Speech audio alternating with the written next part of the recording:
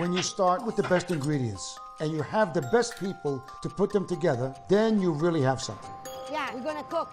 Chef Carolina and Chef Fideli joined us from Italy, and they run the kitchens here at Citarella. John, you pass me the sugar. Hey, buongiorno, Joe. Come stiamo? What are you up to? We're preparing for the big weekend. It's coming up. The teams make everything from scratch. The freshest ingredients make the most delicious food. Let's make lasagna. Our lasagna is the best in New York. Andiamo, guys. It's 16 layer lasagna, freshly ground sirloin with a bolognese sauce. For cheeses, fondina, parmigiano, romano, and fresh mozzarella. We get all the best ingredients from all over the world to create our menu at the Citarella kitchen. Gooey melted cheese, give us the final touch. Let's see how this batch of lasagna came out. That's pretty good. We make everything here, from pork chops to chicken soup to roasted vegetables to stuffed artichokes to roasted turkey breast. It's all from scratch. And don't forget the desserts also.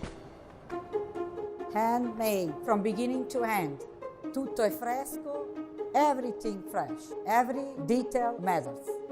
And tell me the truth. Wow. You must have made a mistake. It's delicious. No, Joe, it's really good.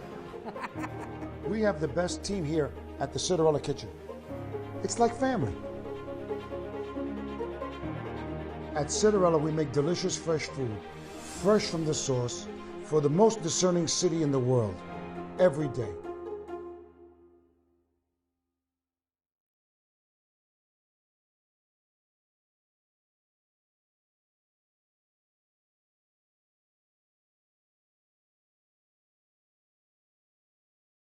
Hi, everyone, and welcome to the final day in our 11th season of Stirring the Pot, hosted and curated by the incredible Florence Fabricant. Today, we have the fantastic Dorie Greenspan joining us, so we're very excited. I first want to thank our wonderful sponsor, Citarella, and our media partner, Edible East End, who have been with us all season. And at our in-person Stirring the Pot events, we always have the chef's books for sale. So this year we have partnered with our friends at Book Hampton. You can go to their store in East Hampton in person and get Dorie's book, Everyday Dorie. After the talk, there will be an audience Q&A here on the Zoom. So please, as you're watching and thinking of questions, you can type them into the Q&A or chat features. And at the end of the talk, we will have Florence and Dorie answer all your questions. So thank you again so much for joining us, and please welcome Florence Fabricant and Dorie Greenspan. Good morning. Good morning to everybody who is watching, listening. Thank you very much for joining us, which should be a very fun session here with Dorie Greenspan, who I've known for quite a long time. In fact, I was just looking at the New York Times dessert cookbook, which was just sitting right near my desk here, and leaf through it. And Dorie has a number of, I included a number of Dorie's recipes in that book, and that goes back 15 years. So that gives you some idea. And our relationship is longer than that. So thank you for taking the time, Dorie, and welcome to Stirring the Pot. Thank you. I'm so happy to be here, and happy to be, you've had such wonderful people to stir the pot with. I'm delighted that we can be together. Thank you. Well, you know, I'll tell you something funny though. The fact that it's virtual kind of lets you off the hook, in the sense that when Dominique Ansel was the guest, he brought cronuts for the audience, mini cronuts. So I would have pressured you to bring some of your butter cookies or something. I have a cookie. I have a cookie. I can put. I wish I could. I wish I could. The next time we do this. Next time, right. So your butter cookies, is that the one you showed us? Is that the recipe from Paris, from Poland? No, so this, let me just kind of brush it off. It's such a tender cookie that it has amazing crumb. I'll break it and show it to you. So I just got back from France 2 weeks ago, and I was in Pont-Aven in Brittany, and it's the home of Breton butter cookies. And so there's the Tromade, and it's named, Pont-Aven is named a site of remarkable taste because, well, they have Boulogne oyster, they have a lot of things, but they have these butter cookies. Also have Gauguin.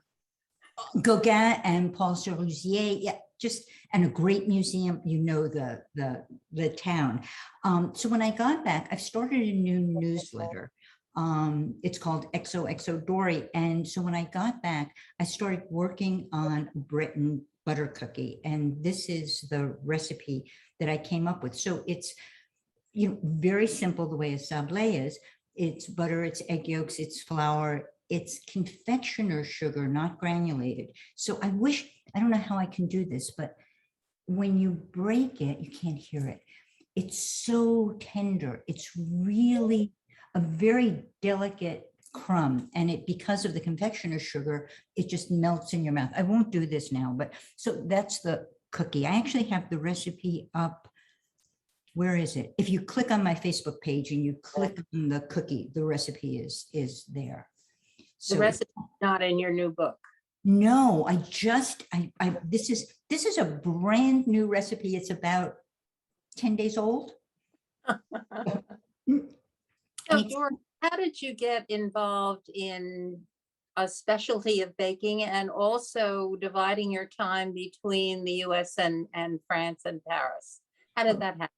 The baking goes back longer than Paris. So I got married when I was 19 years old. And I had the only thing I had done was burn down my parents' kitchen when I was 13. So I had not done anything in the kitchen. And we got married. I was a student. Michael had his first job. I had to learn to cook. And I learned from books. And I just discovered that I loved baking. And what I loved about it then is, you know, all these years later, what I still love about it, I love the process of it. I love the magic of it. I love taking very basic ingredients and, you know, making something delicious. And I'm not trained. I never had formal training, but I was very lucky because I got to work with great chefs. And so I had a kind of apprenticeship in a sense that I was able to be next to chefs who would teach me. And that was pretty great. And then I went to Paris.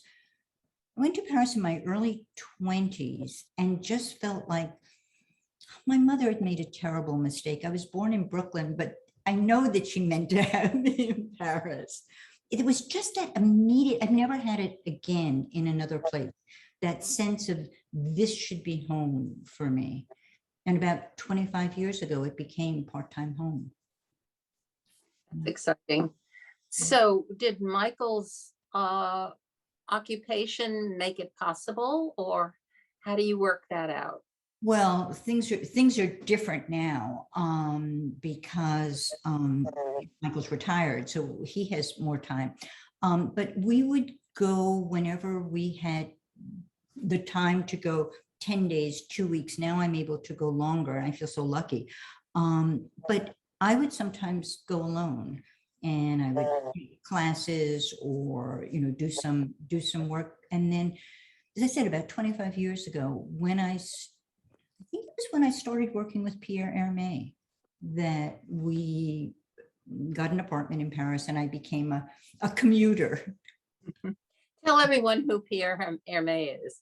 So Pierre Hermé is, I used to say he's the most famous pastry chef in Paris.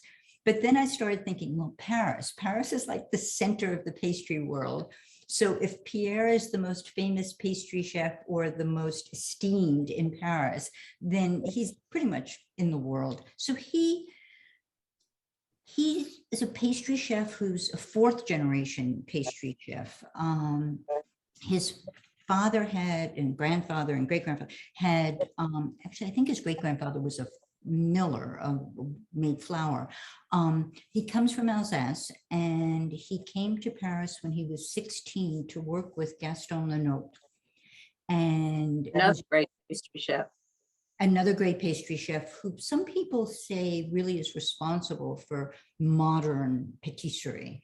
And Pierre just, he has a genius for combinations, for making connections with ingredients. And he's most famous these days for the Ispahan. So it's a dessert that it started as a macaron. And now it's just like, it's everything from jams to jellies to a pound cake. And it's the combination of rose, lychee, and raspberry.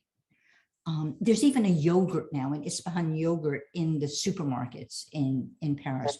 It became a thing. Wow. And it's his thing. How would you compare the attitude and taste for pastry, baked goods, baked desserts between France and the US? I think you've got a better perspective than almost anybody. It's interesting. Let me think. So the pastry, there's a respect for pastry and pastry chefs that I think we see now in America, but certainly we were later coming to it than the French. Pastry is treated as a pleasure and a treat.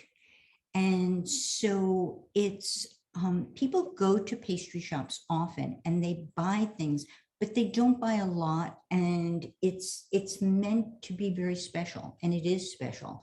I find the pastries less sweet in France than here. I find they're beautiful here too, but there's a whole, going to the shop, having the shopkeeper wrap the package for you, the way the ribbon is tied, it feels, you can go in for a tiny treat that might just cost the equivalent of $1 or $2, but really feel as though you have bought something very special.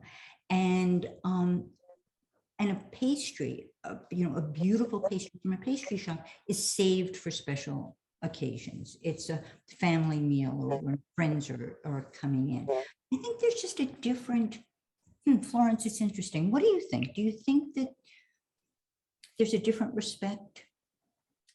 Well, I think there's a different taste profile for, what the French tradition is in terms of pastry versus what you have in America. I mean, you don't get the same kind of, say, layer cakes. A wonderful Louisiana coconut cake you're not going to find in France, and it's too big. Yeah.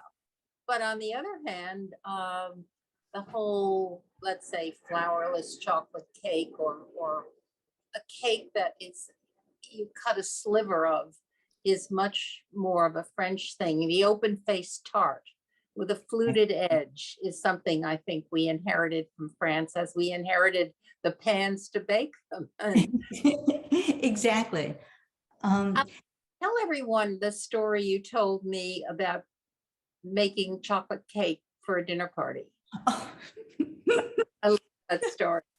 So I was new to living in France, and I invited friends for dinner, and I spent all day, as one does, making particular kinds of desserts. I made a very typical American layer cake, 3 layers, frosting, whipped cream, so a big American cake.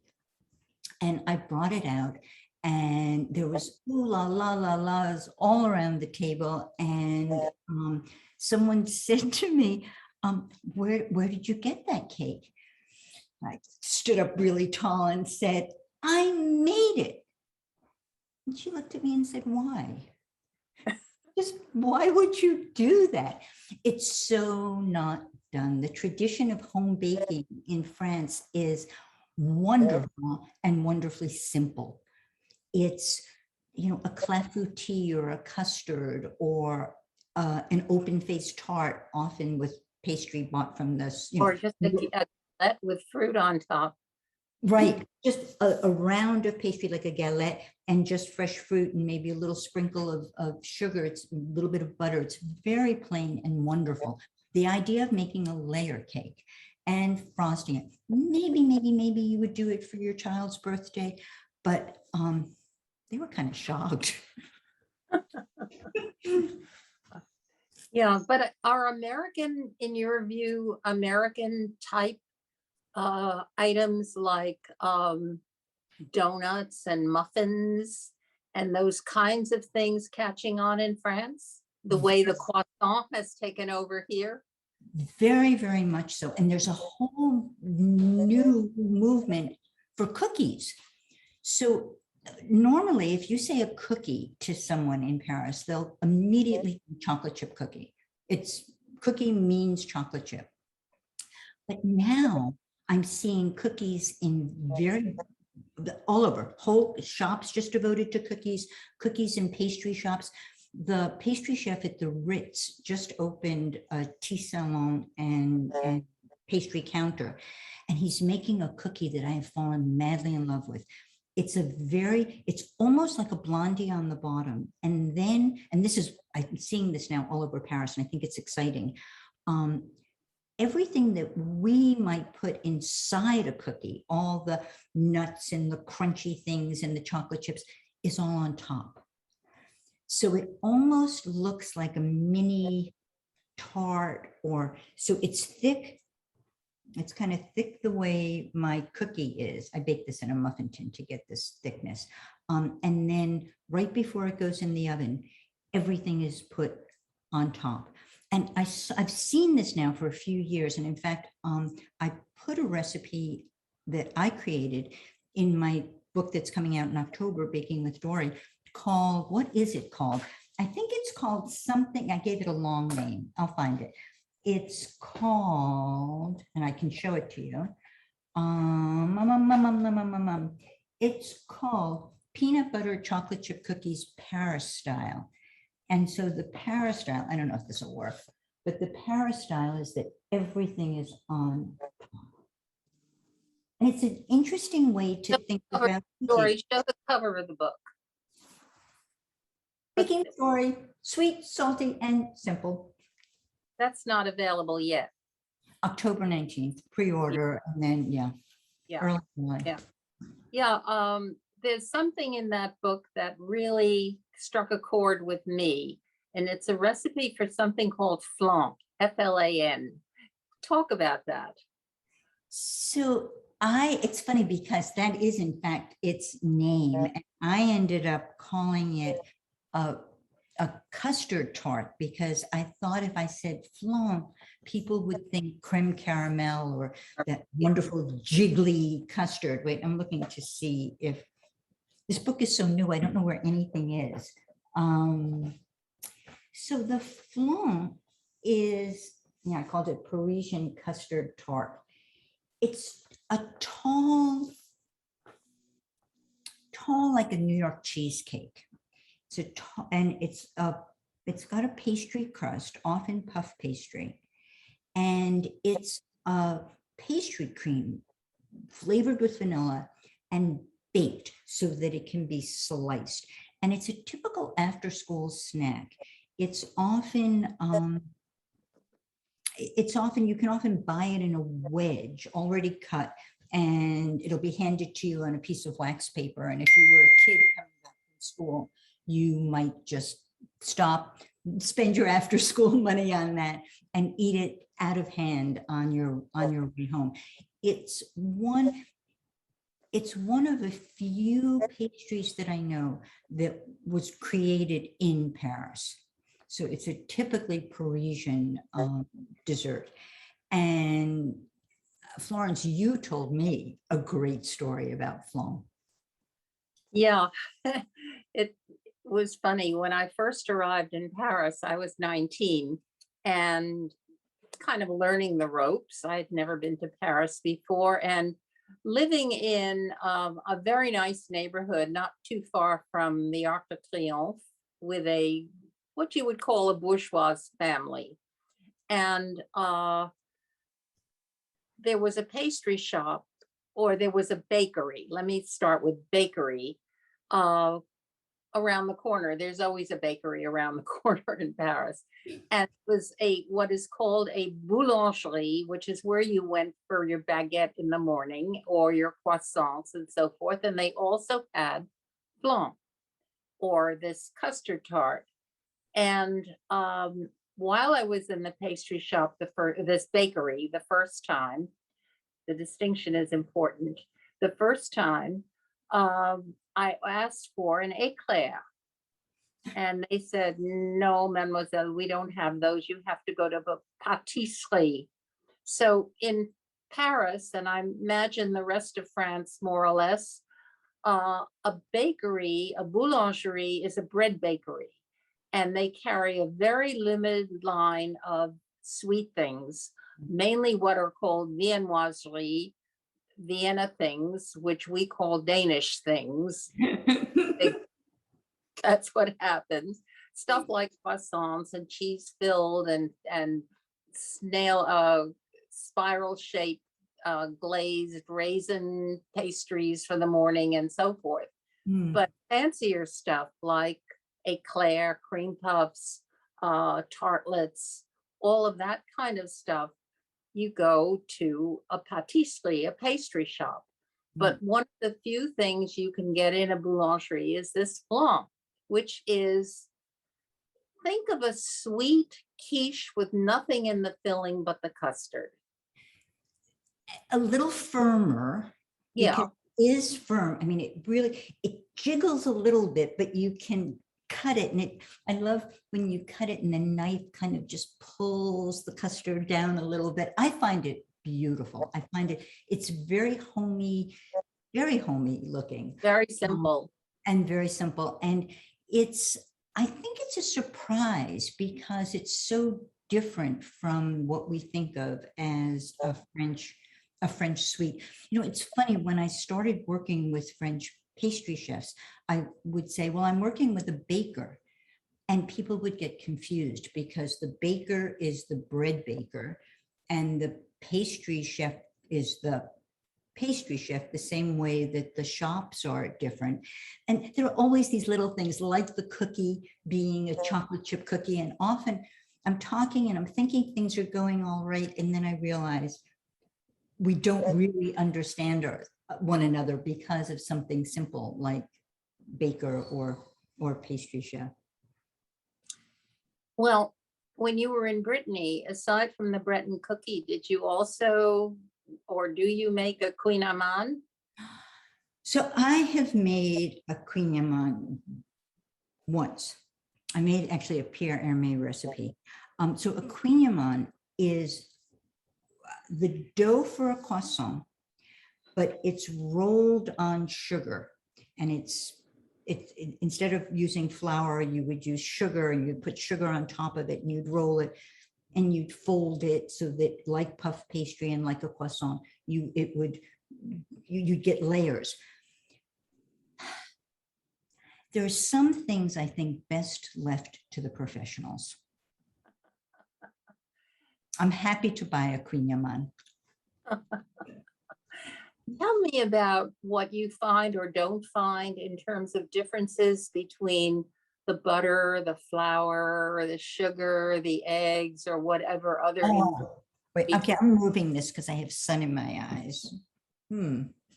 Between and the US. I know when at one point we were staying with Ken Hom down near Toulouse, and I made dessert one night, and the flour he gave me to use came from a local miller, and I made a tart, and he didn't have a rolling pin. I used a wine bottle, but I found the flour, the pastry, my regular pastry recipe, like a pâte brisée, was so easy. It came out so well, and I had to attribute it to the flour.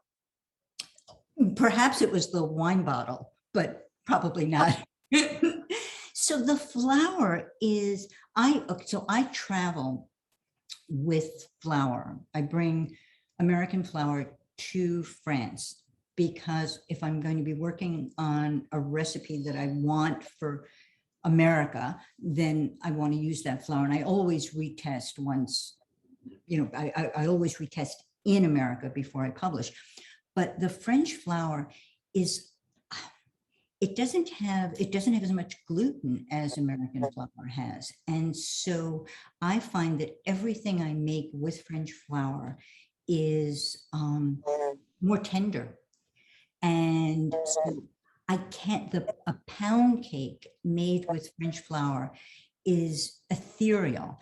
And I sometimes, when I'm trying to convert, if I've fallen in love with something in France, and I come back to try and recreate it here, I'll cut down the amount of flour, often by 10%, sometimes even more than, to try and recreate that fineness, that tenderness. The flour is complicated. The eggs, medium-sized eggs in France are pretty much the same as our large eggs here. I used to bring sugar, but that was unnecessary. The ingredients are pretty much the same. The butter is really different. So by law, American butter must have 80% butter fat, minimum. By law, French butter has 82%. So you start off with a richer butter, you start off with a butter that has less water in it. And now in America, we can get such amazing butters. But it used to be that it was hard to find a cultured butter. So a butter where the cream has been fermented, like a little bit like yogurt, and you get that kind of milky tang in the butter. The in France have salted butter, has more salt than we have here. So it's a great pleasure to just shop for butter in France and see what's around and taste it. But I usually bake with regular unsalted. I always bake with unsalted butter. But you bake with regular American 80% or higher fat butter? No, I bake with America. So I bake with America 80% butter because when I'm testing recipes for publication, I want to use, and I buy all my ingredients in the supermarket if I can. I want to be able to create a recipe that anybody can recreate anywhere in America. And so, and when during our confinement, and actually for Everyday Dorie as well, Everyday Dorie, which is not just a dessert book, I wrote that primarily here in Connecticut. And so I called it my Stop and Shop in Big Y cookbook because everything came from the supermarket. And that's true of my new book as well. I really tried to make it simple at the start. And so we're all starting at an even playing field.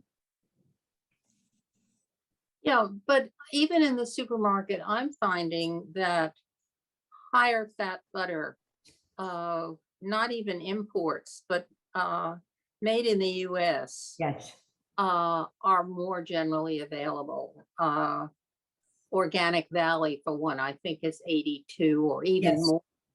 And there are some that go as high as 86, and they're really wonderful to use. The Vermont butter, which is 84, 86% and cultured, is so good. Yeah. I love that. But once again, I do try and use simplest. If you can take my recipes and make them with cultured butter and make them with a higher fat butter, and they'll just be more delicious, but they'll work. They're tested lower, and you can bring them up if you'd like. Yeah, that's good to know. So you just 10 days ago worked on this Breton cookie. What else? You're always probably doing something new. What tempts you now? So I'm about to, after we say goodbye, I'm about to make, and I've never made one before. And if anybody has suggestions, a fabulous family recipe, I'm ready. I'm going to be interviewing Louise Penny, the novelist, on August 24th, which is when her next book, The Madness of Crowds, comes out. And so I'm writing about her in my newsletter. And I met her right before her last book came out. I met her in Paris, and her last book took place in Paris. And I created a cookie for her chief inspector. And it was in the New York Times. It was a lemon meringue cookie. It was a sablé with lemon curd and bits of meringue on top, because lemon meringue appears in all of her books. And so this time I thought that I would make a butter tart, which is a Canadian classic. But this is new for me. So this is what I'm going to be working on today. I think, oh, I would love help if anybody knows. Florence, do you know the butter tart? I've seen the small ones. Yeah. So I guess it tarts. Yeah. Yeah. Is that working on, or a big one? No, I'm going to make them small. I'm feeling from what I've read that the filling is a little bit like our pecan pie. Yeah, More more closer to maybe without the lemon, something more like a chess pie filling. Well, that's my assignment for today. So I'll be working on butter tarts, and I just did some ice cream. I love ice cream. Yeah. Well, one of my editors, I don't know if you've ever worked with Sarah Bonesteel at the Times. No, I know She her is very, very knowledgeable about Canadian pastries and sweets. And I don't know if she's listening in, but if she is, she would probably jump Sarah, on the. I'm here. But I'm a tinkerer. So I think the only reason that I ever finish anything is because I've never missed a deadline. So I know I have to finish. Otherwise, I would still be working on my first book. I think, oh, what if I didn't use pecans? If I changed it to walnut? I love playing around with recipes and the excitement of trying something that I haven't made before. I love it.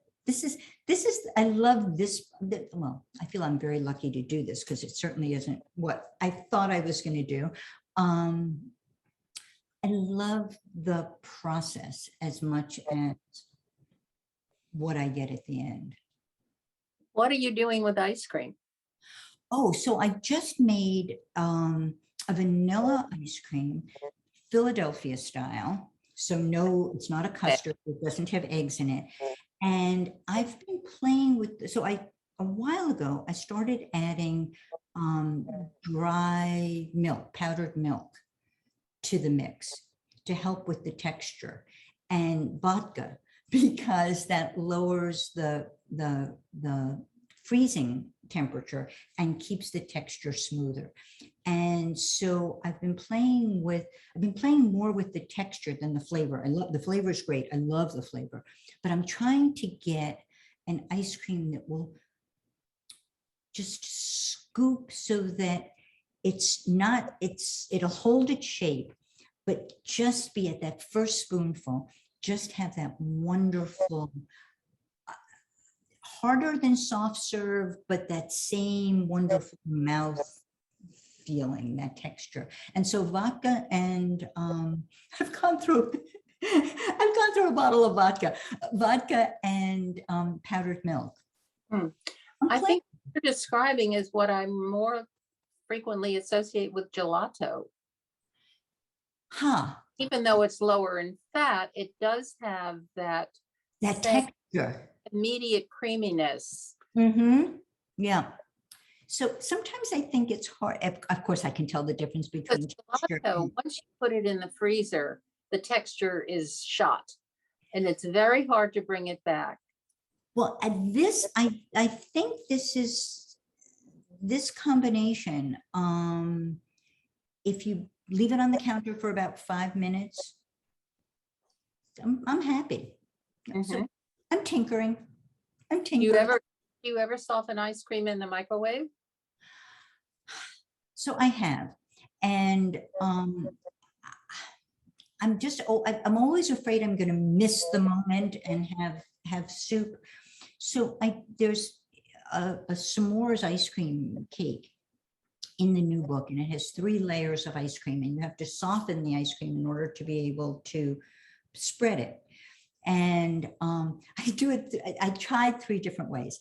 I cut it up into chunks and I put it in a mixer with the paddle attachment. I put it in the microwave. That was my least successful, but I think that's me, not the microwave or the technique. And I also just beat it with a spoon. So beating it with the spoon was the most satisfying, but yeah, just letting Of bread to knead. just letting it actually just letting it soften and beating it was, easier, and I didn't have an extra machine to clean. Is that the way you soften ice cream? Do you do it in the microwave? And it varies depending on the flavor. Some flavors need 12 minutes, some flavors need less. 12 minutes. 12 seconds, sorry, seconds, 12 seconds. Some need 12 seconds, some need less, some need 10 or 11, some need more. It's the brand and the particular flavor. I think there's an enormous amount of variation. So you can't generalize, but I find it works. It also works if you're really careful with some cheeses and pate. So I've seen in France, 4 seconds.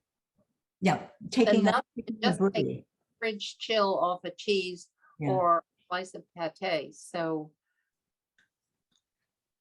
You say pate cheese. I'm ready. I'm ready. yeah, you need the baguette too. Actually, my husband bakes baguette. I do. Oh, really? Yeah, I do. I do some enriched breads, and I was really happy to do breads in a whole breakfast section in Baking with Dorie. I love doing that, but my husband's the baguette maker. He makes 24 at a time. Wow. Yeah, it's a few days, and then we put them in the freezer, and yeah. I'm lucky. Yeah. So your next project is the ice cream, or No, so today it will be butter tarts. butter tart, right? And I'm not sure. So I'm working, I want to recreate that cookie from the Ritz. I'm obsessed with it. And I've made it twice, and it's the sugar. I'm trying to figure out just the right kind of sugar to use. So that's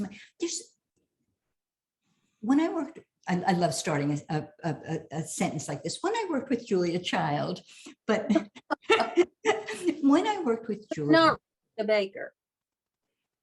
who is not really a baker, although she had a really French attitude. You buy your pastry for dessert, although there are a lot of baking recipes in her book.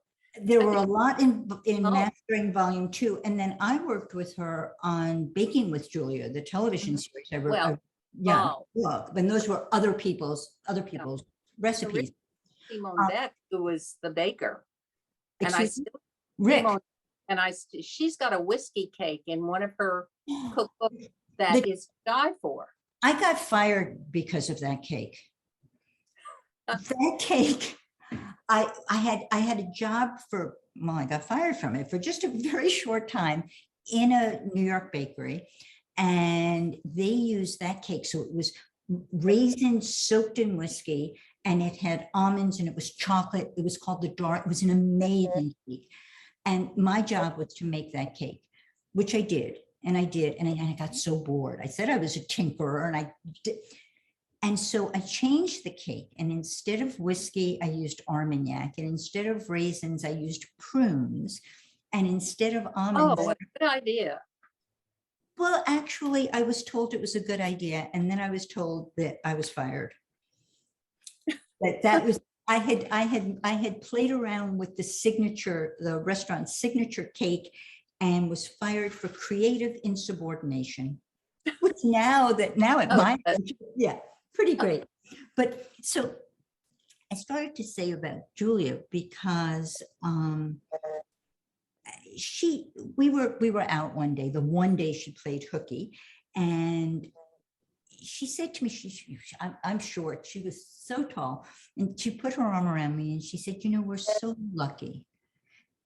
And I thought, well, I'm here with Julia, that's pretty great. She said, we're so lucky because we work in food. And that means that we never stop learning. We'll always have something new to learn.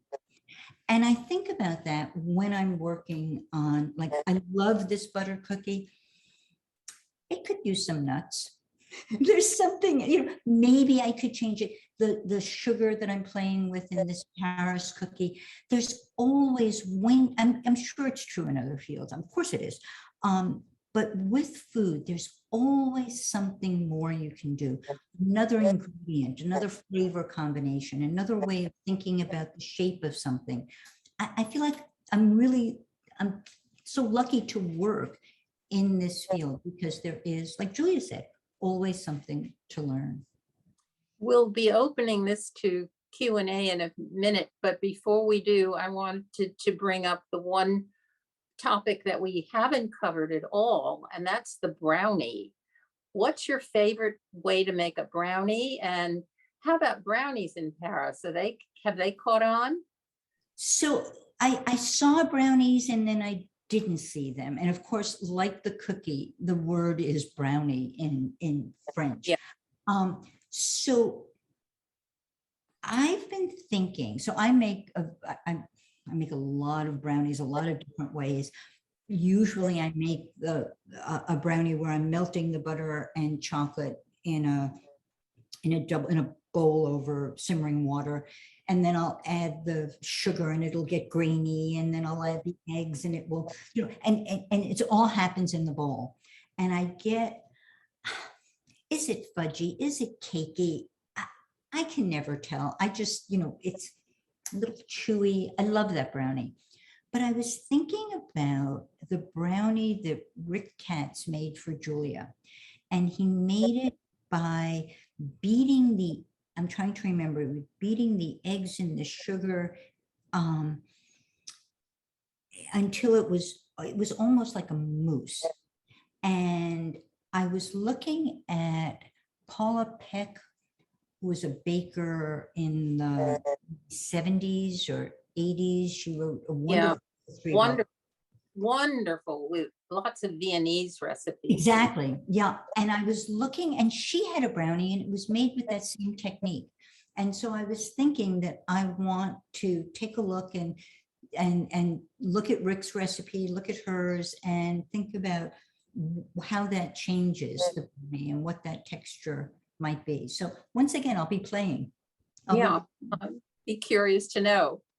So I think it's time to address the audience, or have the audience address us. Jen, do we? Okay. Yes, we have a few questions. So just a reminder to everyone, type in your questions now in the Q&A or the chat, and we will answer them. The first one comes from Catherine. She says, I am so excited about your upcoming book. Do you have a particular favorite cookie recipe, or 2 or 3, that you love and would recommend? Thank you, Catherine. So this is always a hard question. Do you have a favorite? And in fact, well, actually, when I was working on Baking with Dorie, I kind of never know what I have until it's like deadline. And then I start scrambling to see if, in fact, I have chapters that make sense. And while I was looking at the recipes, I deal them out in like index cards. I realized that I had played favorites. And in each chapter, I've got a little section called Sweethearts. And those are just a family of recipes. So in breakfast, it's brioche. In pies and tarts, it's apples. I have a whole crust sweetheart section. And in the cookie section, it's chocolate chip cookies. And I thought, you know, I've made chocolate chip cookies all my life. Can there be, all my baking life, can there be anything new? And it was exciting because I found new recipes like that Paris recipe that I told you about. And I also did something that I said I would never do. Pierre Hermé gave me a recipe about 20 years ago.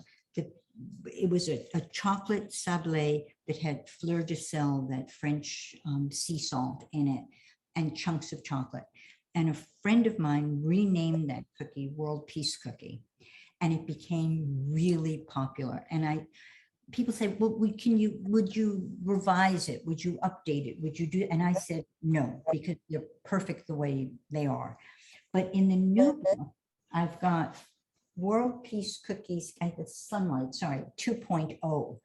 And because the author and writer Charlotte Druckmann asked me to make a cookie for her book, Women on Food, I decided to make the World Peace Cookie with ingredients that I thought talked about women's women's strengths. So there's cocoa nibs for strength.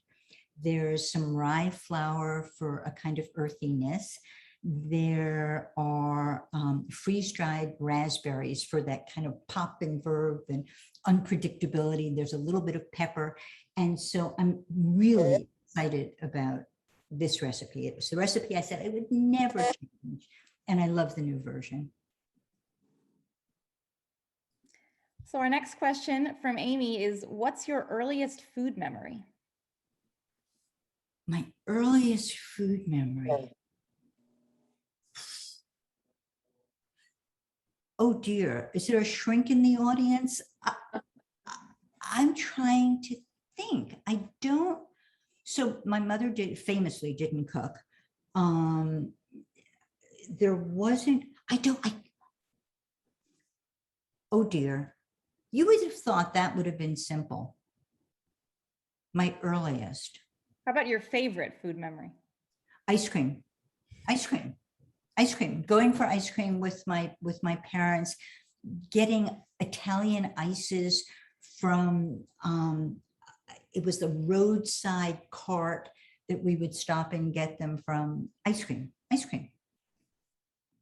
Ooh, thank you for saving me. You came up with something.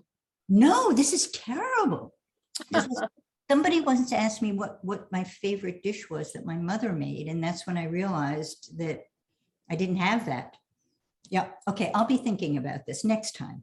Ooh. So next question, if a home cook is new to baking, what would you recommend they start with? Brownies. I think, Florence, would you agree that brownies are? Yeah, but brownies, to me, the perfect brownie has a texture that I can only refer to as medium rare.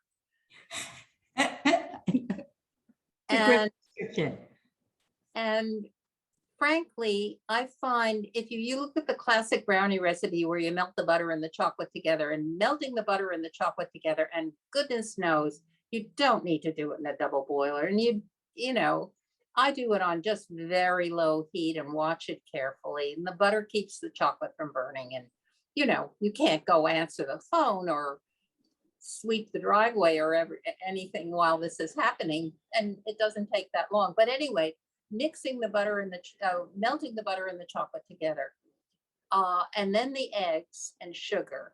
I find that the best brownies happen when you do not overbeat the eggs. I think the eggs don't need a lot of work. And for a starting baker, that's a good thing too. I find that I get better texture because otherwise it becomes cakey. So, well, there are some people who like cakey brownies, but you made me think of something. If you're a beginning baker, I think it's less, well, you don't want to start with, a Queen Yaman, but really, if you start with a good recipe, I find baking to be, for beginners, easier than cooking, because you follow the recipe. There aren't all that many judgment calls to make. So we were talking before about whether or not French people bake at home, and they don't bake many things. But one of the things that everybody can make and does make and can recite the recipe by heart is a yogurt cake. And there are no machines needed. You make it with a spoon or a whisk. And that's and I always make it as a loaf, but it can be made as a round. That's a good starting recipe too. You know, forgive me for bringing up the competition, but I worked with a cookbook and eventually wrote about it in my column. I think it was in May or June, called Wild Sweetness by a woman named Talia Ho. And she did so many unusual things that I had never seen in that book. I don't know if you know that book, but she has a recipe for something she calls brownies. And it really is more like a tender, rich chocolate. It's a chocolate sort of cake, but it's got that brownie middle, and it's made only with cocoa. And the other thing, and you bake it it is so delicious. This particular brownie, she has several brownie recipes, but this one. And what is unusual about her recipes, which I have never seen, and I've thought about doing and never dared to, is a number of them call, and these are normal size 8-inch pan recipes and things like that, a tablespoon of vanilla extract. Okay, so I have the two things that I think have changed my baking, well, a lot. In the old days, in the way back, vanilla was measured by the drop, and you would buy the vanilla in a jar and just a little drop would come out, a little bottle, or by the capful. And salt was measured by the pinch. And I have, unfortunately, vanilla is crazy expensive now, but I have upped the vanilla extract in anything that I want that vanilla flavor for. And vanilla serves almost as a flavor, but almost like salt, like a seasoning, in that it brings up and enhances other flavors as well. And I think, I mean, I've been doing that. I know that she does that. I think we're going to be seeing vanilla as a base ingredient, and as vanilla, I think, is coming into its own. Yeah, except vanilla is almost a necessary component for chocolate. But we're gotten off the track here, and to go back to questions before we run out of time. Jen? Sure. I have a follow-up question to the brownies from Amy. She says, don't hate me, but why are boxed brownies so delicious? To be fair, I have never had yours or Florence's. Well, I think boxed brownies are so delicious for the same reason that Duncan Hines layer cakes are so good from the mix. I don't know. I don't know what a boxed brownie is. I've never had one. Oh, boxed brownie. You know, a mix. Oh, it's a mix. Yeah. Yeah. I don't know. You know, maybe that's my key to fame and fortune. I can figure that out. I don't know. We have another question from Beth. Do you cook with vanilla bean? Seems like it's difficult to use. I don't find vanilla beans difficult to use. I find it hard. They're exceedingly expensive, and I find it hard to find good ones. So a good vanilla bean should be pliable. It should feel almost oily. And so this is something that I learned a long time ago, and I use it. It's a trick that I use for all citrus and for vanilla bean as well when I'm baking. For citrus, if you're grating the zest, grate it right into the sugar. For a vanilla bean, you want to slice, here's my pencil, you just want to like slice it in half the long way and scrape out, it's the pulp that you want. And the pulp, it is hard to use because it's sticky and it holds together. So put that into the recipe sugar and use your hands to mash and push and smush it together. And that way you're infusing I think it's infusing the sugar with the vanilla flavor and really getting it to go throughout the mix. I love You can also buy vanilla paste, which is sugar in it. Yeah. Yeah, that's a nice product as well. So we have a question from Julie who asks, what are some tips for baking in a healthy way for people dealing with a few common conditions like pre-diabetes or high cholesterol? So, okay, this is not my specialty at all. And I don't know how to change recipes to meet dietary considerations, but I've often thought, and this is probably not proved by medical science, that if you shouldn't overdo it. I mean, so that and that's often a problem with sugar. But if you take a smaller slice of something that's exactly what you want, that's the flavor and the texture that you dream of, and have just a tiny bit of it, that's really satisfying and becomes a treat. It's not, Florence, do you have something? Well, for me, and lately I've been ramping up my approach, is to reduce the amount of sugar, and replacing it with honey is not the answer, but to see if there is a possible margin that you can reduce the sugar. That's number one. I mean, the sugar in baking is a given. Where I am doing some work is trying to reduce the amount of white flour. And even companies that have very good reputations, I don't know where they're getting their flour. I'm trying to use locally milled flour, because the wheat that's grown for flour today has nothing to do with the wheat that was even grown 50 years ago. And it's treated, and I think to make things healthier, I just told Dorie about a kind of flour called Flourish, which is pretty new to the market. It's very expensive, but you're not baking for 50 people. It's available on Amazon, and it has 6 times the fiber of normal all-purpose flour.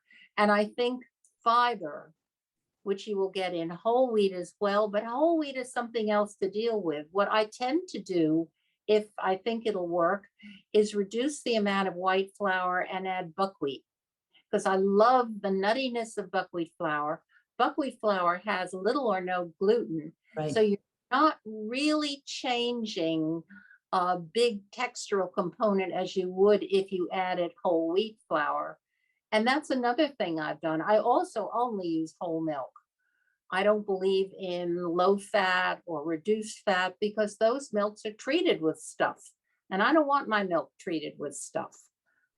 So I think if you play with a recipe that you love, you can try. I would start by taking if it's the flour that you're looking to reduce, the white all-purpose flour, cut it by a quarter and replace that. Right.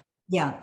Don't do every ingredient. Just do it kind of one at a time and see how it works. Right, and replace that with whole wheat or with rye, or the spelt flour is pretty much a 1-to-1. Yeah. It behaves like all-purpose. It's complicated, but it can be fun and rewarding. Do we have anyone else, Jen? We have one final question, which is, how do you prefer your chocolate chip cookies? Soft, chewy, or crispy? So I like them.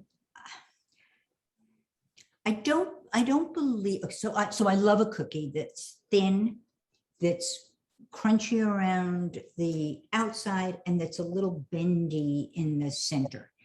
But I think that every cookie has its own personality.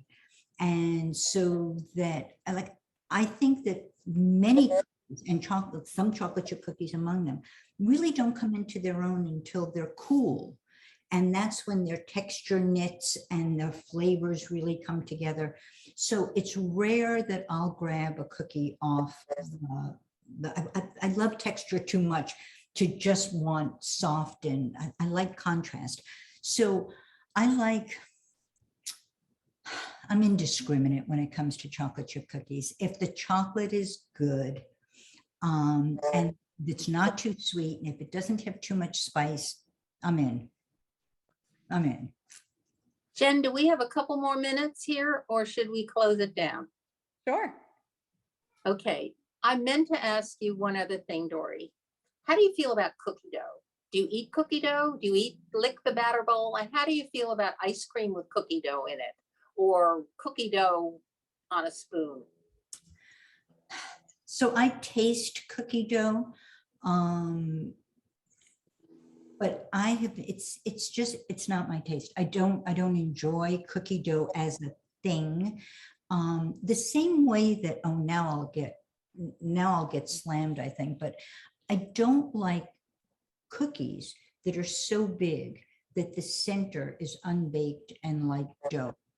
So there are people who love it. And I just saw a recipe, maybe it was in Bake from Scratch, the magazine, for edible cookie dough. And I know that that's a quest.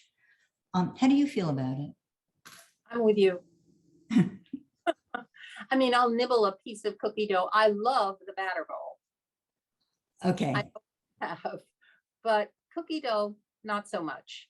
So the World Peace cookies, I find myself nibbling at the dough. And sometimes I think it's because of the fleur de sel and that little crunch of the salt that I want to get. But no, I like my cookies baked. Sometimes when I have some extra scraps of pie crust that I'm making or using, and not enough to make a tartlet or something like that, I'll just throw them on a baking sheet, cut them in squares or what, throw them on a baking sheet and bake them off with the pie and use them as a nibble because I don't want them to go to waste. And I think the pie crust is the best part. So, okay, we really don't have time for this, but I have such strong opinions about pie crust and tart dough. I think they're so important to the dessert. Some people just think that it's a container. It's just what holds the filling, but that's a component of the dessert, and it should be delicious on its own, baked alongside as you do with the scraps, and it should have color. So it should be, I always say, a color equals flavor, that it should be well baked, golden brown, so that the butter is caramelized and the butter is nutty and the sugar is caramelized. And yes, so that pie dough should be so delicious that when you bake it, it's its own little cookie. Yeah. Well, we could go on forever. And again, thank you so much. This has been great fun. Great seeing you. I'm so, first of all, I love seeing you. Thank you everybody who came, but selfishly, I thought I never really get to see you. Now I have a chance, to chat with you. So thank you. Yeah.